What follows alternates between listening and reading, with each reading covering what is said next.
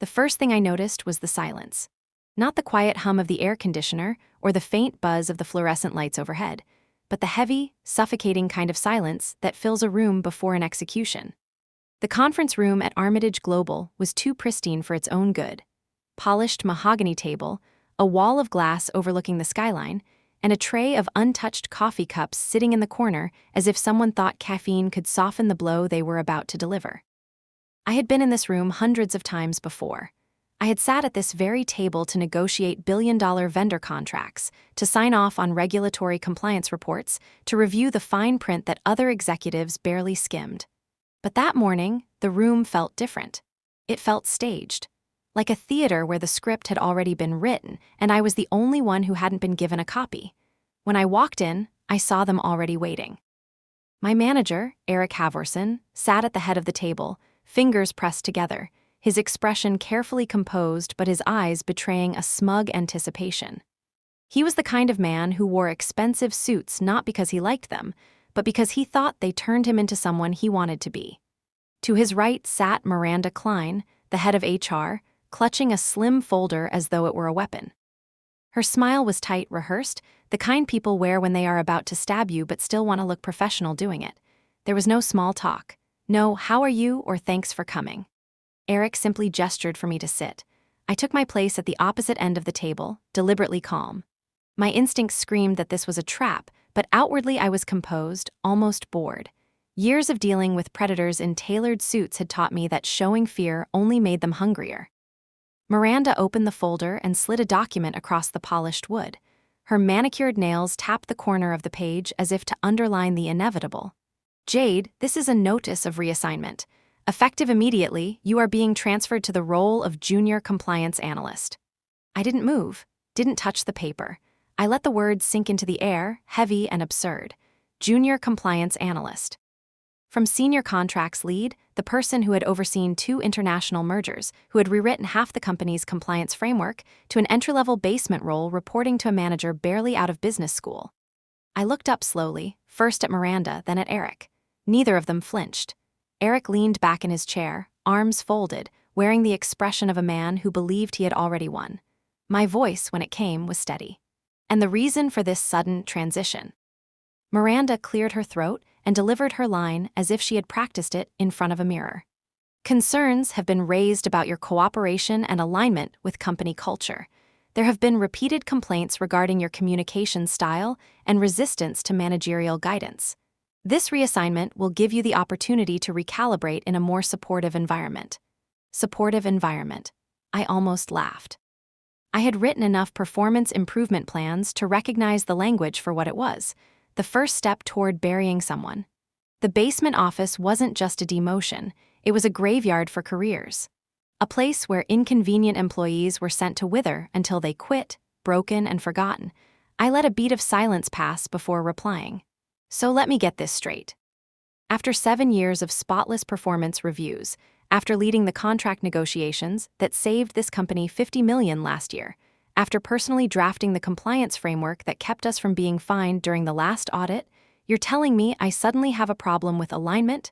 Miranda didn't blink.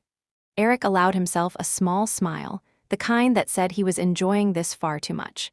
This decision is final, he said. Your access to executive systems will be revoked by end of day. Starting tomorrow, you'll report to Daniel Fisher in the lower compliance unit.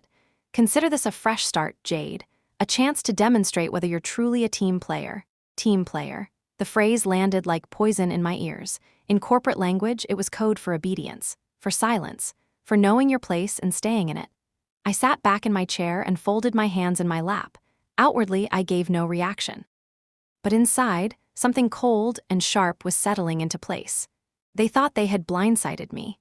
They thought they had written the final chapter of my career at Armitage. What they didn't know was that I had written my own ending 3 years ago, and their little act of retaliation had just triggered the opening line. I let my eyes wander around the room, taking in every detail, the smug tilt of Eric's chin, the gleam of Miranda's folder, the nervous shifting of the junior legal counsel sitting silently in the corner like a witness to an execution. I wanted to remember this moment, because one day soon they would remember it too, but for very different reasons. Finally, I leaned forward and placed my fingertips on the edge of the reassignment notice. I didn't sign it, didn't acknowledge it. I simply pushed it back across the table toward Miranda. Noted, I said. My tone was flat, unreadable, then I stood. Is that all? Eric blinked, perhaps surprised I wasn't pleading, wasn't fighting. He gave a curt nod. That will be all. I gathered my portfolio, smoothed the sleeve of my blazer, and walked to the door. The silence followed me, thick and uncomfortable. They had expected tears or rage, but instead I left them with something far more dangerous: uncertainty. As I stepped into the hallway, the hum of the office returned. Phones ringing, keyboards clicking, people laughing at something near the break room. The world kept moving, oblivious to the war that had just begun in conference room 12. I didn't head straight back to my office. Instead, I paused at the window overlooking the city. From up here, the streets looked small, the cars like toys, the people like ants. Armitage Global towered over them all, proud and untouchable. But I knew better. Towers can fall. Companies can crumble. And arrogance always plants the seeds of its own destruction. I whispered to myself, so quietly no one else could hear. $60 million, that's what this will cost you. Then I turned and walked away, already planning my next move. Walking back to my office felt like moving through a battlefield, even though no one else knew a war had just been declared. The hallway was the same as always: rows of glass offices, muted chatter spilling from cubicles, the clink of ceramic mugs against desks. Yet to me, every sound felt sharpened, every glance too pointed. People noticed me passing by. Some looked away quickly, pretending to be buried in emails. Others gave small, pitying smiles, the kind that said they already knew something had happened. Rumors travel faster than any memo in a corporate tower. If I had been demoted in that room, half the floor probably knew before I even left it. I closed the door to my office and leaned against it for a moment, letting out the breath I had been holding since the meeting began. My space was neat, meticulous, a reflection of who I was. Contracts lined the shelves in precise binders. A framed certificate from the President's Award sat on the credenza. A single orchid bloomed on the corner of my desk, delicate and stubborn, surviving despite the fluorescent lights. I looked at all of it, at the career I had built with brutal focus, and felt the cold edge of betrayal. 7 years of work erased in a single folder slid across a mahogany table. But here's the thing about betrayal: it doesn't break me. It steals me. I sat down, opened my laptop, and stared at the screen. My inbox was already shifting, meeting invites disappearing. Access permissions blinking red.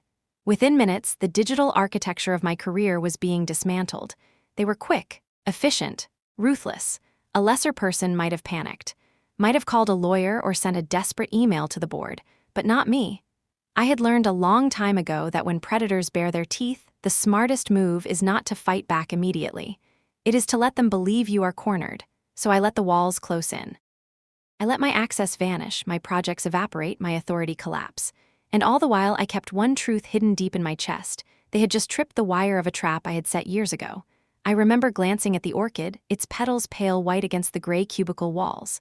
That flower had survived in this office longer than most employees survived the politics of Armitage Global. I whispered to it, almost amused. You and me both. Resilient, aren't we? There was a knock at the door. Straightened, it was Mark, a mid-level analyst from another team. He hovered awkwardly, holding a stack of files. Hey, Jade, I heard, he trailed off, eyes darting anywhere but mine. He didn't finish the sentence. He didn't need to. I gave him the smallest of smiles. Don't worry about it, Mark, everything's fine. He nodded too quickly, dropped the files on my desk, and escaped down the hall. Fine. That was the word people used when they meant the opposite, but let them believe it. Fine was safe. Fine was invisible. Once the door closed again, I let the mask slip. My jaw tightened, my hands curled into fists. I replayed the scene in the conference room over and over. Eric's smug face. Miranda's rehearsed smile. The junior counsel scribbling notes like he was already preparing my obituary. What they didn't realize was that every stroke of their pen, every word in that folder, was not the end of my career. It was evidence. Evidence of retaliation. Evidence I needed. I stood, walked to the window, and looked down at the city. The streets stretched out like veins, cars pulsing along them, people hurrying to jobs they thought were secure. I wondered how many of them had ever realized how fragile their security was, how quickly it could be ripped away by someone with more power, more arrogance, more greed. Armitage Global stood tall above it all, its logo gleaming in the sunlight, a monument to ambition. But to me, it looked like a fortress with cracks in the foundation. and I had the blueprint of where to strike. I thought back to the moment Miranda's folder slid across the table, the rustle of paper, the faint scrape against polished wood. That was the sound of $60 million falling into my lap, though none of them knew it yet. I had designed the clause for exactly this moment. Not for if, but for when. Because in corporations like this, retaliation isn't a possibility. It's a certainty. All I had to do was be patient enough to wait for it. Now it was here. My phone buzzed on the desk. A message from IT: "Your role permissions are being updated. Expect temporary disruptions." I laughed out loud. Temporary disruptions. That was one way to describe erasing someone from the executive layer of the company. I typed a reply I never sent. "Thank you. Please process carefully. Retaliation tends to be expensive." Instead, I deleted it and locked my screen. Timing was everything. And my timing was perfect. I spent the next hour packing small personal items into a box. Not because I was leaving, but because appearances mattered. Let them see me cleaning out my office. Let them whisper that Jade Long had been broken. The more they believed I was finished, the less they would suspect what was coming. As I wrapped the orchid in tissue paper, I caught my reflection in the dark glass of the window. My expression was calm, composed, but my eyes burned. This was not the face of someone defeated. This was the face of someone counting down the seconds until the trap snapped shut. I placed the orchid on top of the box, closed the lid, and whispered to myself once more. 60 million. That's the price you've just agreed to pay. Then I turned off the lights, closed the door, and walked away. I didn't leave the office right away that day. Instead, I went home, poured myself a glass of wine, and sat in silence, letting the weight of the morning settle over me. The city lights blinked outside my apartment window, 1,000 lives moving forward, unaware that mine had just been rewritten. That silence carried me backward in time to the days when this story truly began. 3 years earlier, Armitage Global was in chaos. We had just merged with Brantham & Co., a rival with assets worth billions, and the entire legal department was drowning. Thousands of contracts needed harmonizing. Every clause, every liability, every obscure regulatory note had to be sifted, compared, and rewritten until the two companies could function as one. It was grueling. My desk was a fortress of binders and coffee cups. My apartment might as well have been a stranger's place. I spent more nights on the office couch than in my own bed. People joked that I had replaced blood with caffeine. They weren't far off. But exhaustion has a way of sharpening your instincts. And in the middle of that mountain of paperwork, I found gold. There it was, buried like a jewel inside the legal rubble, a new incentive structure. On paper, it was just another compliance program, something to wave around for regulators and shareholders. They called it an integrity escalation reserve, $60 million set aside to encourage employees to report major risks. To most people, it was theater, a headline. Look how committed we are to integrity. But to me, it was raw material, because I knew the truth. Big companies don't reward integrity, they punish it. Whistleblowers don't get promoted, they get buried. I had seen it too many times.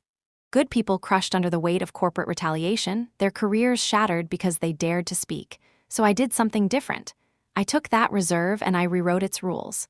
I crafted a clause so specific, so technical, that no one else noticed what it truly meant. The wording was dry, full of legal jargon, but the message was crystal clear to anyone who actually read it. If Jade Long reports a financial irregularity exceeding $10 million and the company retaliates before resolving it, the entire $60 million reserve will be paid out to her in a lump sum. Simple, precise. A loaded weapon hidden inside harmless paperwork. I remember the night I drafted it. The office was empty, the city outside the windows glowing like molten steel. My hands shook slightly as I typed the words. I wasn't just writing a clause, I was writing insurance, an escape hatch, a bomb with no timer, waiting only for the right trigger. The trick was to make it look ordinary, so I disguised it as a side letter to the long-term incentive plan, requiring only the CEO's signature and the compensation committee's rubber stamp. Not a full board review, not the scrutiny of 100 lawyers. Just a few tired executives signing off on yet another stack of documents they barely skimmed. And it worked. The CEO at the time, Harold Winslow, was 60 days from retirement. He signed everything shoved in front of him like he was autographing headshots. The compensation committee approved it along with 40 other modifications, all bundled together. No one blinked. Then came the most important step. I set up an escrow account with Westwell Trust Bank, the same institution holding all the merger reserves. The instructions were airtight. If the clause was triggered, the bank would release the funds automatically, without any approval from current management. I held the original notarized copy in my hands and felt my heart race. It was real. My safety net, my weapon, my golden shield. I filed it with Westwell, sent certified copies to my personal attorney, and locked another copy in a safety deposit box. Then I waited. And for the next 3 years, I became the perfect employee. For 3 years, I played the game. Perfectly. My performance reviews sparkled with words like exceeds expectations and exemplary leadership. I volunteered for projects no one else wanted, pulled 14-hour days without complaint, and made myself indispensable. I smiled at holiday parties, shook hands with executives, and pretended I believed in the company's vision. Inside, I was silent, patient, and calculating. Every compliment, every award, every raise I received, all of it was camouflage. I wanted no one to suspect that hidden beneath my polished reputation was a contract clause sharp enough to slice through their empire. It wasn't easy. Patience never is. There were moments I almost wanted to trigger it myself, moments when petty slights or corporate politics tempted me to push back harder. But I knew the stakes.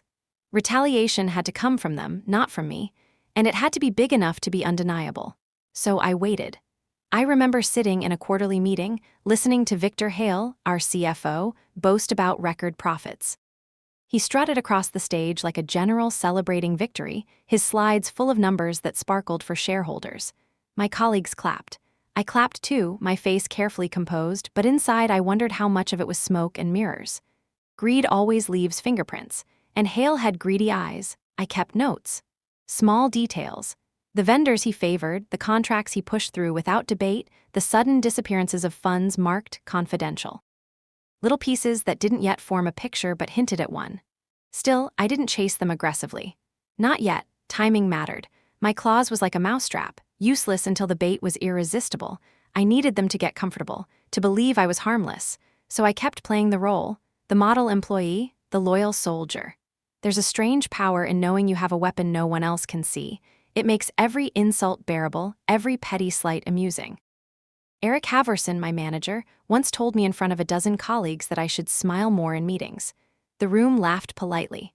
I smiled too, not because his comment deserved it, but because I knew one day he would regret underestimating me. At home, I kept my own rituals. The notarized copy of my contract clause stayed locked in a fireproof box under my bed. Once every few months, I would take it out, run my fingers over the embossed seal, and remind myself, this was real. This was my shield, my sword, my future. Sometimes I wondered if I had gone too far, if building such a clause was paranoia or maybe arrogance. But then I remembered the faces of people I had worked with in the past, people whose careers had been destroyed because they dared to speak up. One compliance officer who reported accounting irregularities and was fired for poor performance. A colleague who questioned a vendor relationship and was quietly transferred to a meaningless role until she quit. I had promised myself I would never be one of them, so I stayed sharp. I documented everything, even routine interactions. I learned how to hide my notes inside training materials, how to copy files without triggering IT alerts, how to build a paper trail that looked ordinary but told a very different story if read carefully. And slowly, the pieces of the puzzle began to align. Hale's favored vendors. Invoices that didn't quite make sense. Authorizations that bypassed normal review. The smell of something rotten hiding beneath polished reports. But still, I waited, because I knew something no one else did. Retaliation was inevitable. Sooner or later, I would find something too big to ignore, and when I reported it, they would try to silence me. That's how this world worked. And when that day came, when they finally showed their teeth, I would be ready. The trap was already set. The fuse already laid. All I had to do was wait for the spark. It started, as these things always do, with something small. On a gray Tuesday morning, I was going through invoices the way I always did, with the dull rhythm of someone who has stared at too many spreadsheets for too many years. Most people glaze over after the first column of numbers. I don't. My mind sharpens when patterns are involved. Patterns tell stories. And that day, the numbers whispered one. The vendor was called Arcadia Systems. A forgettable name, the kind that blends into a sea of corporate shells. Their invoice looked clean at first glance, $625,000 for infrastructure maintenance. Nothing unusual for a multinational like Armitage, but something about it tugged at me. I checked the payment history. Arcadia had been billing us every month for over a year. Consistent, identical amounts, approved without question. Over $7 million in total. Yet in all my years handling contracts, I had never seen Arcadia Systems in any major project. Curiosity sharpened into suspicion. I dug deeper. The vendor address traced back to a UPS store in Wilmington, Delaware. No office, no phone number that worked. Their so-called support hotline went straight to voicemail. Their website was a single page with vague promises and stock photos of smiling people who looked like they had never touched a server in their lives. It was a ghost company. And ghosts usually haunt the people who create them. I checked the authorization logs. Every single Arcadia payment had been signed off by the same person, Victor Hale, our CFO, no secondary approvers, no oversight. He had routed the invoices through a confidential vendor pipeline meant for sensitive contracts, the kind rarely questioned. I sat back in my chair, heart thumping. This was it, the crack in the fortress wall. The moment I had been waiting for. But the thrill was quickly replaced by something colder. Because if I was right, if Hale was funneling millions into a shell company, then uncovering it meant putting myself in his crosshairs. I knew exactly how it would play out. I'd raise concerns, he'd dismiss them, I'd push harder. And then the retaliation would come, swift and merciless. That was the way of power. Yet even knowing that, I couldn't ignore it. My job was to protect the integrity of contracts, and my conscience wouldn't let me look away. Besides, this was the very scenario I had prepared for. The trap I set years ago wasn't just a safety net. It was meant for predators like Hale. I spent nights digging, pulling records from public databases, cross-referencing corporate filings, following digital trails that Hale had tried to bury. Piece by piece, the picture formed. Arcadia Systems was nothing more than a shell feeding into Hale's private holding company, VHL Consulting Group. Money flowed like water. From Armitage reserves into Arcadia, then quietly siphoned into VHL, over $20 million stolen in plain sight. I printed copies of everything. Invoices, signatures, bank routing numbers. I slipped them into a binder that looked like any other compliance report and locked it in my desk. Then I emailed a sanitized summary to my personal account, careful to avoid raising IT red flags. And all the while, I kept smiling in meetings, taking notes, playing the part. But something inside me had shifted. I no longer felt like a compliance officer doing her job. I felt like a hunter circling prey. The more I studied Hale, the more obvious it became. His tailored suits, his Rolex flashing under the boardroom lights, the smug way he spoke to auditors as if they were schoolchildren. He thought he was untouchable. Maybe he was, until me, because here's the thing, predators don't notice traps until they've already stepped into them. And Hale had just placed his entire weight on mine. I remember looking at his face in one meeting as he clicked through slides about operational efficiency. He was so proud of himself, so certain no one saw the rot beneath the numbers. I almost laughed, because I already knew how this story would end. What I didn't know yet, what I couldn't have guessed, was that there was more. That Arcadia Systems wasn't the whole game. That somewhere in Hale's empire of fraud lay a secret big enough to change everything. A secret I would only discover much later. The first sign they knew came quietly. One morning, I logged into the compliance database, only to find my access trimmed. Whole folders grayed out. Projects I had led for years suddenly marked as restricted. I asked it, and they gave the kind of answer that smells like a script. System updates, realignments, nothing to worry about. But I wasn't fooled. It was the beginning. By the end of that week, 2 meetings I had been scheduled to attend, both with board-level implications, disappeared from my calendar. I wasn't invited, wasn't briefed. Colleagues shrugged when I asked, eyes sliding away like they didn't want to be seen standing next to me too long. The isolation had begun. I had expected it. It didn't scare me. If anything, it confirmed I was on the right track. The closer you get to the truth, the more desperate people become to bury you. So I kept digging. Nights, weekends, any spare moment, I pieced together Hale's empire. Arcadia Systems was only one conduit. I found 3 other shell entities, each one funneling smaller amounts, not enough to draw attention alone, but together, the theft was staggering. Over $30 million skimmed in less than 2 years. And still, the man had the audacity to stand on stage and talk about stewardship of shareholder value. The deeper I went, the stranger things became. A few of the transfers didn't just flow into Hale's personal company. They bounced through foreign accounts, names I didn't recognize, At first, I assumed they were just part of the laundering process. But one night, staring at the spreadsheets, something clicked. The names weren't random. They matched references I'd seen in an old set of merger documents. Files from 3 years ago, the same mountain of contracts I had combed through to write my clause. And suddenly, a chill ran through me. Because if those names tied back to the merger, then this wasn't just Hale siphoning money on his own. This was bigger. Someone higher up, had opened the door long before I stumbled on Arcadia Systems. I closed my laptop and sat in the dark, the city glowing outside my window. My mind spun with possibilities. Was it the old CEO? A board member? Someone who signed off on that merger fund without realizing, or worse, realizing exactly what it would become? I didn't have proof yet, but the idea lodged itself in my brain like a splinter. Arcadia wasn't the end of the story. It was the first breadcrumb on a trail leading somewhere much darker. The next morning, HR called me in for a performance conversation. Miranda was all smiles, speaking in syrupy tones about team dynamics and alignment opportunities. The subtext was clear: keep your head down, Jade. Stop digging. I nodded, played along, pretended to be chastened. But inside, I was steady as stone. Every word she spoke was more evidence. Every attempt to box me in only made the trap I had laid more lethal. They thought they were cornering me. What they didn't realize was that every inch they pushed me back was another step into my design. That binder in my desk drawer, the one that looked like any other compliance file, was growing heavier by the day. Invoices, signatures, transfers, shell companies. A puzzle that was almost complete. And hidden between its pages, I slipped one more document, the notarized copy of my clause folded flat. A reminder. This wasn't just about exposing Hale. It was about something larger, something I could feel moving under the surface but hadn't fully uncovered yet. And when the day came, when they finally struck the blow they were preparing, I knew it would unleash more than they could possibly imagine. Because Arcadia was only the beginning. The real twist was still waiting, hidden in the shadows of the very merger that created my clause. And I was the only one patient enough to find it.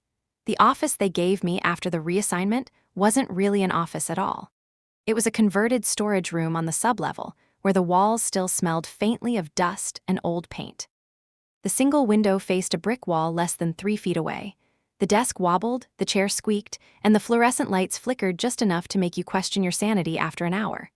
When I first stepped inside, a box of broken binders sat in the corner, forgotten relics of someone else's career. My nameplate had been slapped on the door in cheap plastic. Jade Long, Compliance Analyst.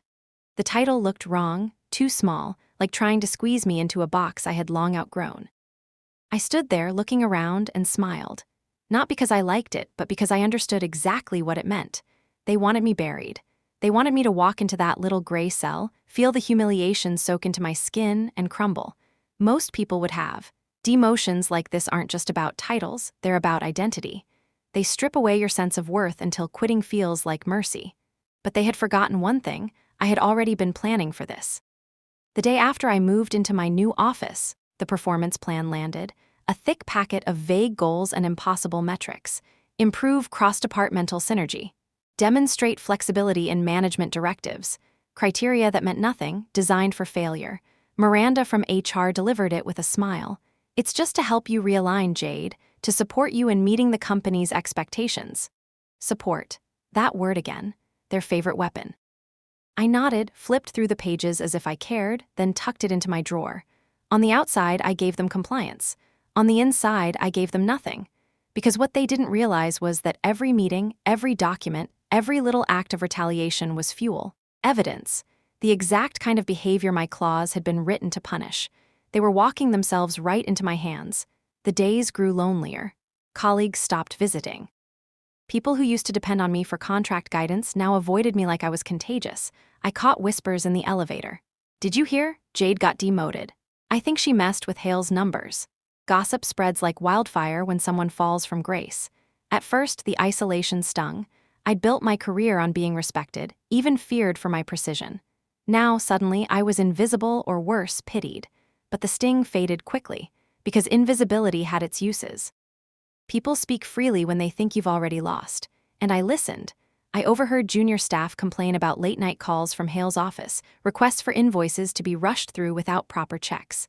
I caught a project manager muttering about ghost vendors, but cutting herself off when she noticed me nearby. Each fragment added to my puzzle. Late at night, when the building was empty, I worked. Not on the meaningless realignment goals they had saddled me with, but on my binder. I copied records, printed documents, and filed everything meticulously. Page after page, the evidence grew thicker, heavier. The funny thing about being cornered is that it sharpens your perspective. In that flickering basement office with my career supposedly in ruins, I could see more clearly than ever. I wasn't trapped. They were, because the harder they pushed me down, the stronger the claws became. Every petty slight, every restriction, every fabricated complaint, it was all proof. Proof that they retaliated, proof that they triggered my insurance, and proof that $60 million was already mine.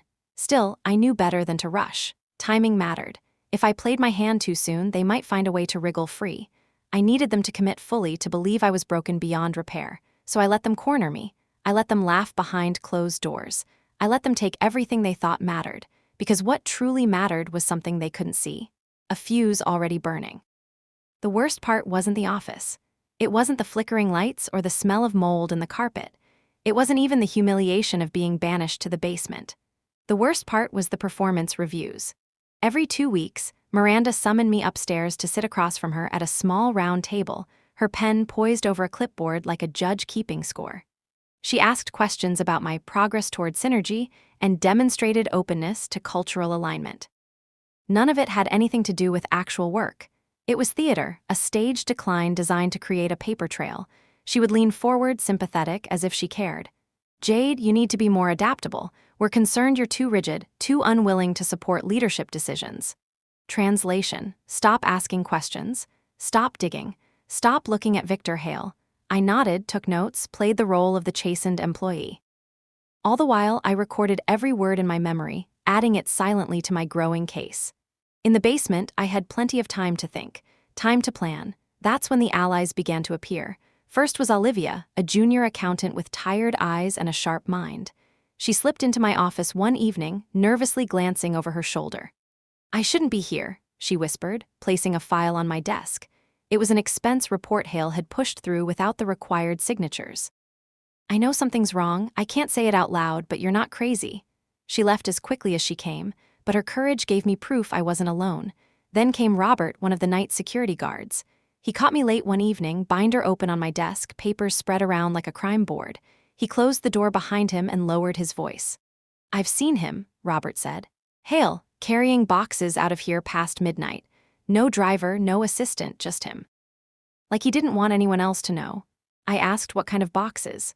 "Banker's boxes," he said. "Heavy ones." I thanked him, slipped him a cup of coffee the next night as gratitude. He never asked questions again, but his eyes told me he was watching, and that was enough. The last ally came unexpectedly. Daniel Fisher, the manager they'd assigned me to report to, barely 30, eager, and hopelessly out of his depth. At first, he treated me like a problem dumped in his lap. But after a month, even he couldn't ignore the absurdity. One afternoon, he pulled me aside. "Look, Jade, I don't know what you did to piss them off, but this isn't right. They're setting you up, I can see it." I smiled faintly. "Don't worry about me, Daniel. Worry about yourself. If you're too close, they'll burn you too." He frowned but didn't argue. Over the next weeks, he quietly rerouted meaningless assignments away from me, letting me work in peace. He wasn't brave enough to join my fight, but he wasn't cruel enough to pile on either. In its own way, that was help. Piece by piece, the corners of my exile began to shift. I wasn't just the woman in the basement anymore. I was the woman gathering threads, weaving them into something larger. The retaliation grew harsher. My annual bonus was canceled without explanation. Rumors spread that I was under investigation for policy violations. At lunch, people moved tables when I walked in. And yet I never flinched, because I knew something they didn't.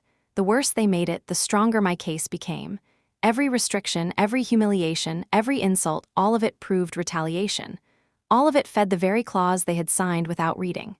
In the quiet of that basement, with the hum of old vents and the flicker of tired lights, I felt a kind of clarity I hadn't known before. They thought they had me cornered. But in truth, they had just built me the perfect vantage point. From down there, in the place they thought was my cage, I could see everything, every weakness, every lie, every careless step that would lead them straight into my trap. One night, I closed my binder and leaned back in my chair, staring at the ceiling. My heart was steady, my resolve iron. "Keep pushing," I whispered to the empty room. "The deeper you bury me, the harder I'll rise."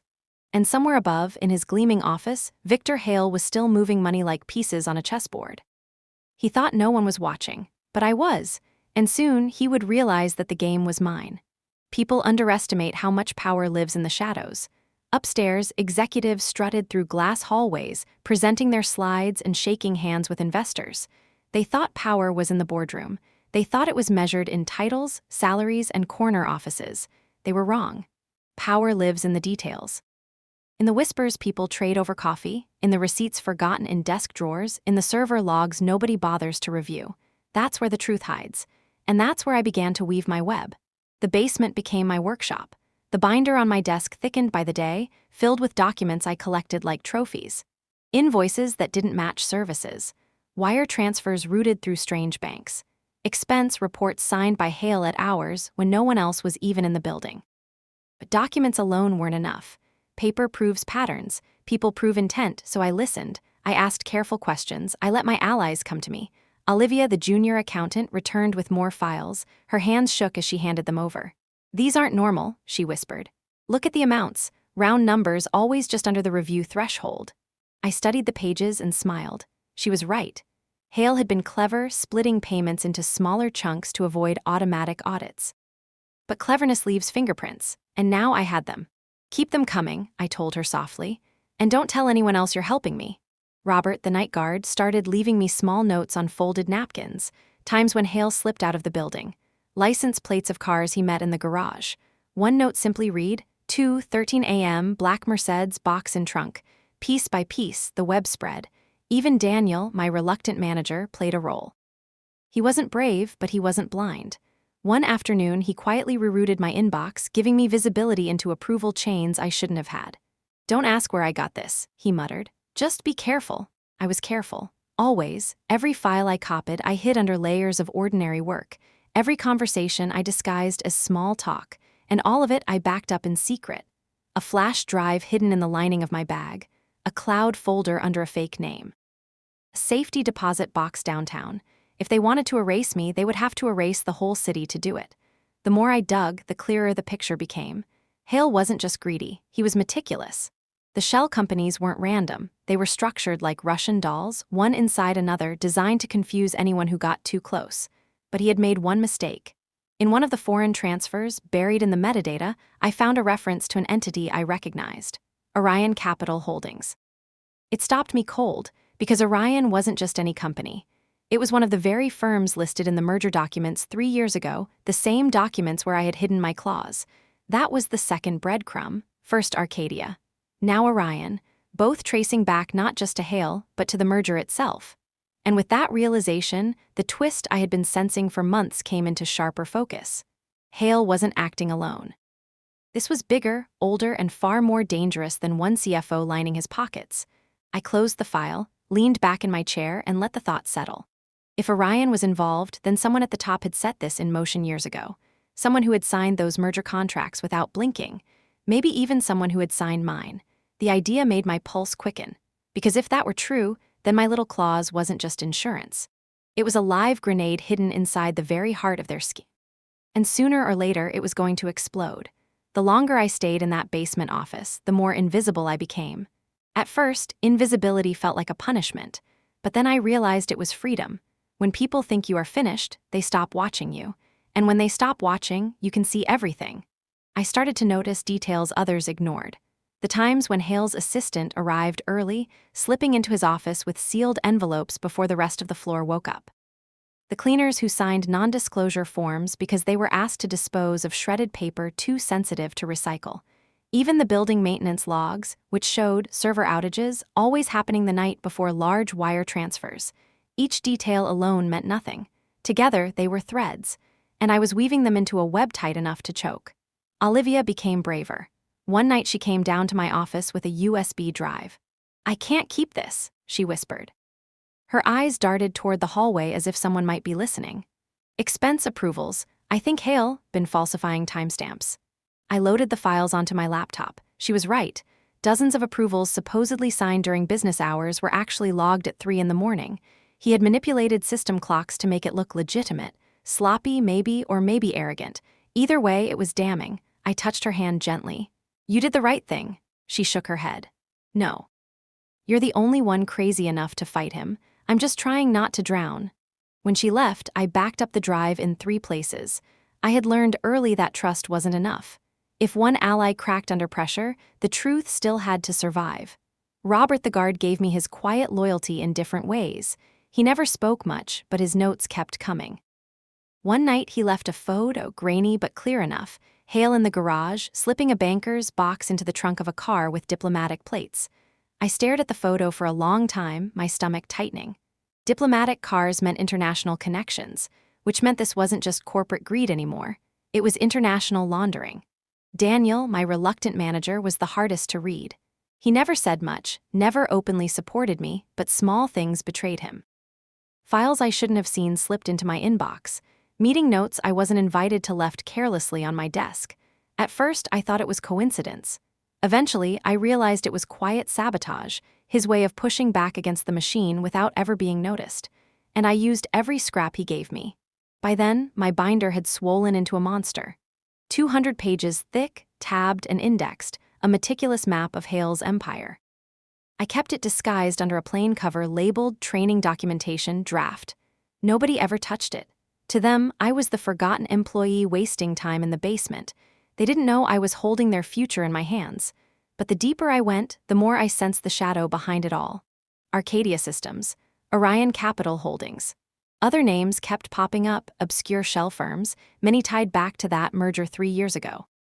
It was as if Hale had inherited a ready-made pipeline, a financial skeleton already built long before he came to power. And that terrified me. Because if this web reached back to the merger, then my clause wasn't just protection. It was dynamite. My little safeguard, buried in the contracts, sat inside the very machine they were using to steal. If it ever went off, it wouldn't just burn Hale.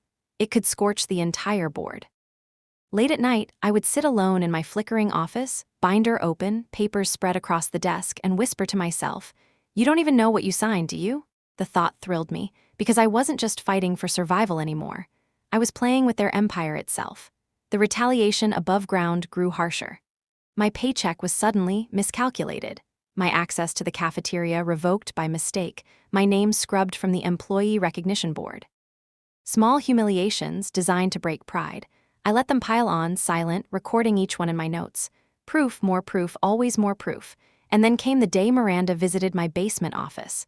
She walked in without knocking, perfume trailing like poison, and stood over my desk. "You should start thinking about your future, Jade," she said. Her tone was soft, motherly, but her eyes were sharp as knives. "Maybe this company isn't the right place for you anymore. People who resist change rarely last long here." I looked up at her calm, my binder closed. "Change isn't the problem, Miranda, corruption is." Her smile faltered for the first time, just for a second. Then she recovered, smoothed her skirt, and left. That was when I knew they were nervous. They wanted me gone, but they couldn't risk firing me, not yet. And that hesitation was everything, because every day they let me stay, I grew stronger. My web spread wider. My evidence thickened. And the trap tightened. By the time I closed the binder that night, sliding it back into the drawer, I no longer felt like the one being cornered. I felt like the spider. And Hale, he was already tangled. The summons came on a Friday morning. I found the envelope on my desk, crisp white with the company seal embossed on the flap. Inside was a single sheet, executive review, attendance required. No agenda, no names, just a time and a room number. I sat there for a long moment, the paper trembling slightly between my fingers. This was it. The moment I had been waiting for, dreading and anticipating in equal measure. They weren't going to wait for me to quit. They were going to finish it themselves. By noon, whispers spread like wildfire. People glanced at me in the hallway, quickly looking away. Even Olivia avoided my eyes when we crossed paths. It was as if I were already a ghost. When the clock struck 2, I climbed the stairs from the basement, each step echoing like a drumbeat. My heart was steady, my mind clear. I wasn't walking to my execution. I was walking to their trap, the one they thought they had set for me, not realizing I had set it for them years earlier. The conference room was cold, the blinds drawn tight against the afternoon sun. Inside sat Miranda from HR, Eric, my so-called manager, and Victor Hale himself at the head of the table. His cufflinks gleamed, his tie knotted too perfectly, his smile stretched too thin. "Jade," Miranda said, voice syrupy sweet. "Please have a seat." I sat, sliding the chair back with deliberate calm. My binder was tucked neatly under my arm, disguised as always under its plain training cover. They didn't even glance at it. Eric cleared his throat. We've reviewed your performance over the last 6 months. Unfortunately, your behavior has consistently failed to align with company expectations. You've resisted direction, undermined leadership, and shown a lack of adaptability. I almost laughed. They had rehearsed this. The words were so carefully chosen, scrubbed of any real meaning, designed to justify the decision already made. Miranda leaned forward. We are offering you the opportunity to resign voluntarily. If you do, we can ensure a smooth transition and preserve your professional reputation. Otherwise, she let the word hang in the air. Otherwise, they would fire me. Hale finally spoke, his voice low and heavy. This is your last chance, Jade. Don't make this harder than it needs to be. I looked at him, at the man who had stolen millions under the guise of stewardship, the predator who believed he had cornered me. My fingers brushed the edge of my binder. I could have opened it right then, spilled every secret I had gathered. But not yet, not like this, because I wasn't here to beg for survival. I was here to watch them step fully into my trap. I'll consider it, I said evenly, but I want everything in writing. Miranda's smile faltered. That won't be necessary. It will be, I cut her off, my tone sharp. If you want my signature, I want your words, every reason you believe I'm unfit, every justification for pushing me out. Silence stretched. Hale's jaw tightened. He didn't like being challenged, not here, not with witnesses.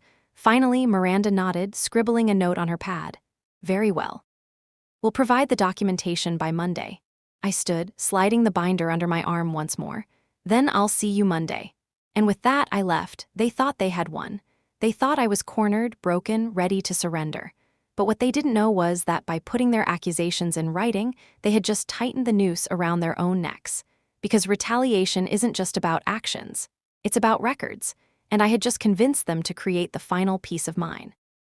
That weekend, I didn't rest. I reviewed everything. Every invoice, every wire transfer, every whispered note from Robert, every file Olivia had risked her career to give me. The binder was bursting now, impossible to hide under a single cover. I had to split it into 2, and as I flipped through the pages, I saw the pattern clearer than ever. Arcadia Systems, Orion Capital, the ghost vendors, the diplomatic plates. All of it connected, not just to Hale, but to the merger itself. I remembered the night I wrote my clause, alone in the office, city lights burning outside the window. I had thought I was protecting myself from retaliation, from the inevitable moment someone like Hale would come for me. But now I saw the truth. My clause wasn't just protection. It was leverage. A weapon buried in their own foundations, and if I played it right, it wouldn't just save me. It would bring the whole rotten empire down. On Monday morning, I walked into the conference room again. The folder was waiting, thick with their accusations. I sat, opened it, and read silently as they watched. Failure to demonstrate adaptability, resistance to directives, lack of alignment with company culture. Every line dripped with vagueness, each accusation designed to mask the real reason that I had gotten too close to Hale's secrets. When I finished, I closed the folder and placed my binder on the table. My fingers rested lightly on the cover. Thank you, I said calmly. This is exactly what I needed. Eric frowned. Needed, Jade, this isn't? But Hale cut him off, his voice sharp. She knows exactly what it is. His eyes locked on mine, cold and furious. In that instant, I saw it, the flicker of recognition, the first glimmer of fear. He knew, not everything, not yet, but enough to realize that maybe, just maybe, I wasn't the prey in this room, and for the first time, I smiled, because the game had just shifted. The silence after my smile stretched long, taut as a wire ready to snap. Miranda tried to fill it, her voice brittle. Jade, this isn't adversarial. We're trying to give you a graceful exit. Please don't. Graceful? I let the word hang in the air, tasting its irony. You call it graceful when you corner someone in a basement office, strip their access, and fabricate a narrative to justify retaliation? Her pen froze mid-scribble. Hale's jaw tightened. Enough games. You're finished here. Sign the resignation and walk away quietly, or you'll regret it. I leaned forward, my hands resting lightly on the plain binder. You think this is my regret, Victor? That's funny. Because from where I'm sitting, I think you're the one about to regret underestimating me. He laughed, a cold, sharp sound. Do you really believe anyone will listen to you? A disgraced analyst with a performance plan thicker than a novel? You have no credibility left, Jade. None. I opened the binder. Slowly. Deliberately. The first page showed a printout of an invoice from Arcadia Systems, signed by Hale himself. The next, a wire transfer log linking Arcadia to VHL Consulting. then a photo, grainy, taken by Robert of Hale loading boxes into a car with diplomatic plates. I slid the pages across the table. Eric's face drained of color. Miranda shifted uncomfortably, but Hale only smirked. You think paperwork will scare me? Do you know how easy it is to bury evidence like this? To paint you as a bitter employee with an axe to grind? Of course, I said calmly, which is why I didn't bring everything here. His smirk faltered. I tapped the binder. These are just copies. The originals are secured off-site, escrowed, certified, timed to release if anything happens to me. For the first time, I saw a flicker of doubt in his eyes. Miranda's voice trembled. Jade, what exactly are you saying? I leaned back, folding my hands. I'm saying this isn't just about Hale skimming millions through ghost vendors. This is bigger, much bigger. These shell companies, they trace back years, all the way to the Brantham merger, Orion Capital Holdings. Does that name sound familiar? The room went still. I saw it in their faces, the recognition, the fear. Orion wasn't just another shell. It was a name buried deep in the merger documents, a fund legitimized by board approval itself. Hale's expression hardened, rage flashing in his eyes. You don't know what you're talking about. Oh, I do. My voice was steady, sharp. Arcadia was yours, but Orion was theirs. This scheme didn't start with you, Victor. You just inherited it, which means when I blow the whistle, it won't just be you who falls. It'll be the board. The same people who signed those contracts, who blessed those payments, who thought no one would ever look closely enough.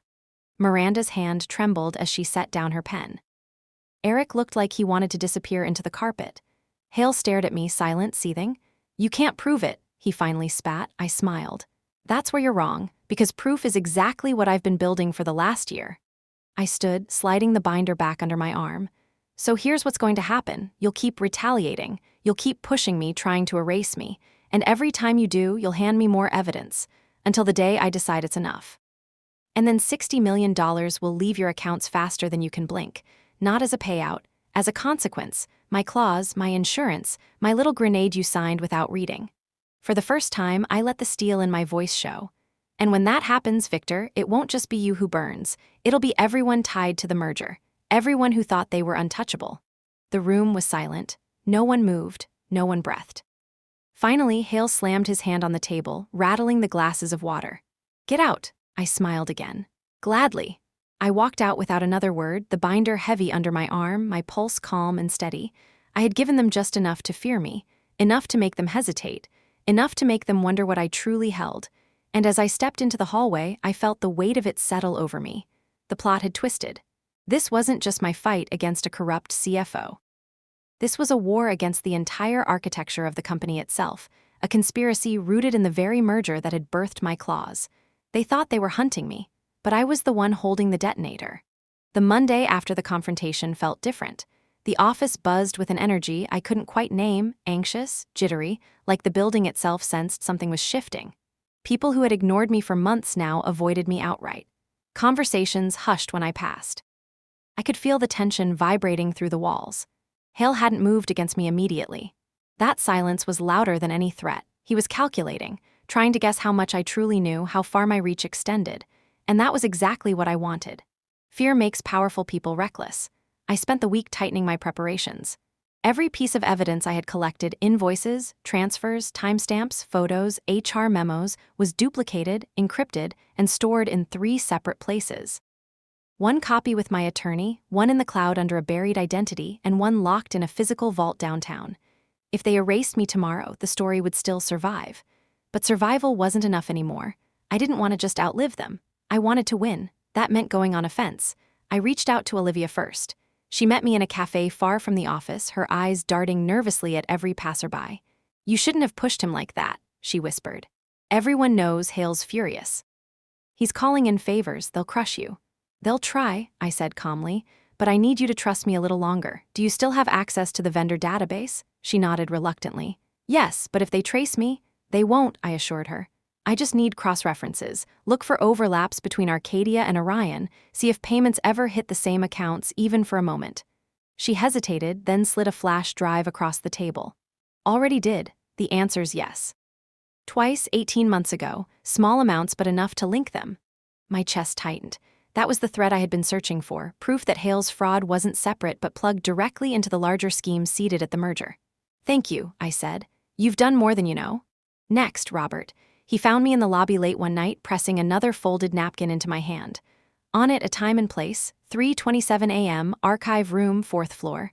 What is it? I asked. Don't know, he said. But Hale, been there twice this week, always alone, always carrying the same silver briefcase. The archive room, of course, that was where they stored physical backups, the dusty, forgotten files no one touched anymore, which meant Hale was cleaning house. I knew what I had to do. 2 nights later, I slipped into the building after hours. Robert turned a blind eye as I rode the elevator up to the 4th floor. The archive room was silent, the air heavy with dust and disuse. Rows of metal cabinets stretched like soldiers in formation. I moved carefully, scanning for any sign of Hale's visits. And then I saw it, one drawer left slightly ajar, its lock freshly broken.